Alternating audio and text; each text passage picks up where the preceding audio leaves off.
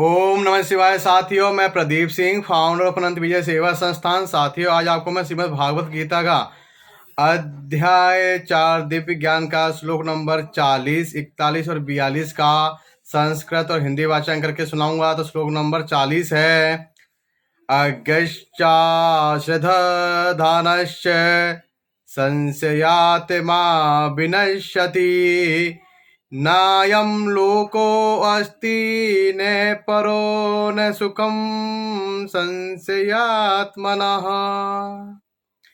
इसका हिंदी अनुवाद है, किंतु जो अज्ञानी तथा श्रद्धाहीन व्यक्ति शास्त्रों में संदेह करते हैं वे भगवत भावनामृत नहीं प्राप्त करते, अपितु नीचे गिर जाते हैं। संशय आत्मा के लिए न तो इस लोक में नहीं परलोक में कोई सुख है।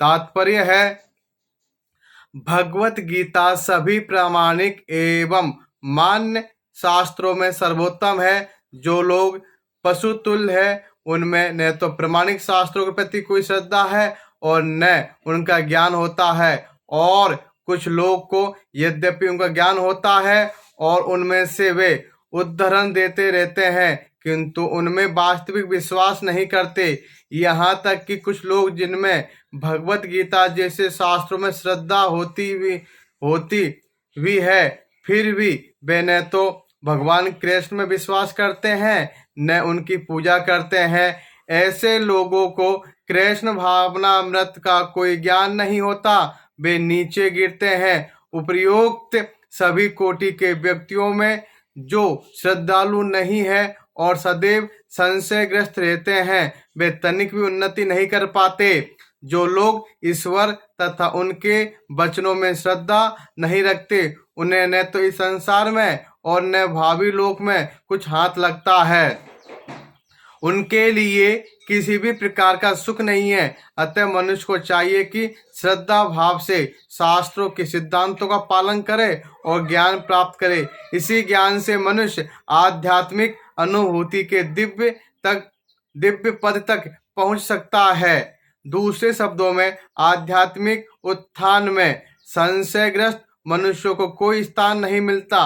अतः मनुष्य को चाहिए कि परंपरा से चले आ रहे महान आचार्यों के पद चिन्हों का अनुसरण करे और सफलता प्राप्त करे। श्लोक नंबर 41 है, योग संन्यस्त कर्माणम ज्ञान संचित्र संशयम आत्मवंतम न कर्माणि निबध्नन्ति धनंजय। इसका हिंदी अनुवाद है, जो व्यक्ति अपने कर्म फलों का परित्याग करते हुए भक्ति करता है और जिसके संशय दिव्य ज्ञान द्वारा विनिष्ट हो चुके होते हैं, वही वास्तव में आत्मपरायण है। हे धनंजय, वह कर्मों के बंधन से नहीं बंधता। तात्पर्य है, जो मनुष्य भगवत गीता की शिक्षा का उसी रूप में पालन करता है जिस रूप में भगवान श्री कृष्ण ने दी थी, तो वह दिव्य ज्ञान की कृपा से समस्त संशयों से मुक्त हो जाता है। पूर्णतः कृष्ण भावना भावित होने के कारण उसे श्री भगवान के अंश रूप में अपने स्वरूप का ज्ञान पहले ही हो जाता है। अतएव निसंदेह वे कर्म बंधन से मुक्त है। श्लोक नंबर 42 है, तस्माद् ज्ञान संभूतम हत्यस्थं ज्ञानासीनात्मनः चित्वेनं संशयं योगिमातिष्ठोतिष्ठ भारतः।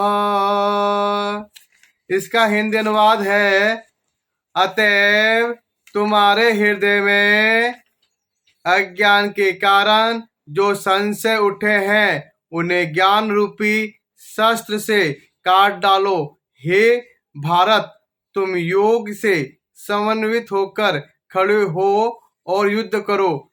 तात्पर्य है, इस अध्याय में जिस योग पद्धति का उपदेश हुआ है वह सनातन योग कहलाती है। इस योग में 2 तरह के यज्ञ कर्म किए जाते हैं, एक तो द्रव्य का यज्ञ और दूसरा आत्मज्ञान यज्ञ जो विशुद्ध आध्यात्मिक कर्म है। यदि आत्म साक्षात्कार के लिए द्रव्य यज्ञ नहीं किया जाता तो ऐसा यज्ञ भौतिक बन जाता है, किंतु जब कोई आध्यात्मिक उद्देश्य या भक्ति से ऐसा यज्ञ करता है तो वह पूर्ण यज्ञ होता है। आध्यात्मिक क्रियाएं भी दो प्रकार की होती है, आत्मबोध तथा श्री भगवान विषयक सत्य। जो भगवद गीता के मार्ग का पालन करता है वह ज्ञान की इन दोनों श्रेणियों को समझ सकता है।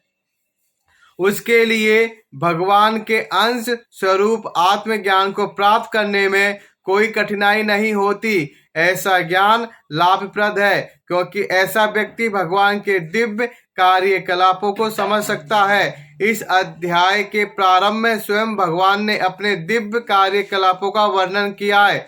जो व्यक्ति गीता के उपदेशों को नहीं समझता वह श्रद्धा विहीन है, और जो भगवान द्वारा उपदेश देने पर भी भगवान के सच्चिदानंद स्वरूप को नहीं समझ पाता तो ये समझना चाहिए कि वह निपट मूर्ख है। कृष्ण भावनामृत के सिद्धांतों को स्वीकार करके अज्ञान को क्रमशः दूर किया जा सकता है।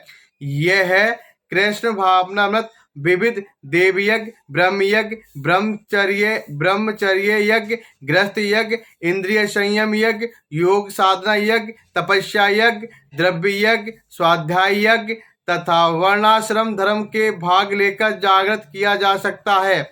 ये सब यज्ञ कहलाते हैं और ये सब नियमित कर्म पर आधारित है, किंतु इन सब कार्यकलापों के भीतर सबसे महत्वपूर्ण कारक आत्म साक्षात्कार है। जो इस उद्देश्य को खोज लेता है वही भगवत गीता का वास्तविक पाठक है, किंतु जो कृष्ण को प्रमाण नहीं मानता वह नीचे गिर जाता है।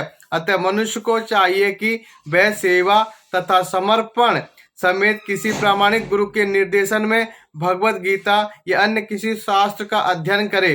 प्रामाणिक गुरु अनंत काल से चली आने वाली परंपरा में होता है और वह परमेश्वर के उन उपदेशों से तनिक भी विपथ नहीं होता जिन्हें उन्होंने लाखों वर्ष पूर्व सूर्य देव को दिया था और जिनसे भगवत गीता के उपदेश इस धराधाम में आए। अतः गीता में ही व्यक्त भगवत गीता के पथ का अनुसरण करना चाहिए और उन लोगों से सावधान रहना चाहिए जो आत्मश्लाघा बस अन्यों को वास्तविक पथ से विपथ करते रहते हैं। भगवान निश्चित रूप से परम पुरुष है और उनके कार्यकलाप दिव्य है। जो इससे समझता है वह भगवत गीता का अध्ययन शुभारंभ करते ही मुक्त होता है। इस प्रकार श्रीमद् भागवत गीता के चतुर्थ अध्याय दिव्य ज्ञान का भक्ति वेदांत तात्पर्य पूर्ण हुआ। ओम नमः शिवाय साथियों, धन्यवाद।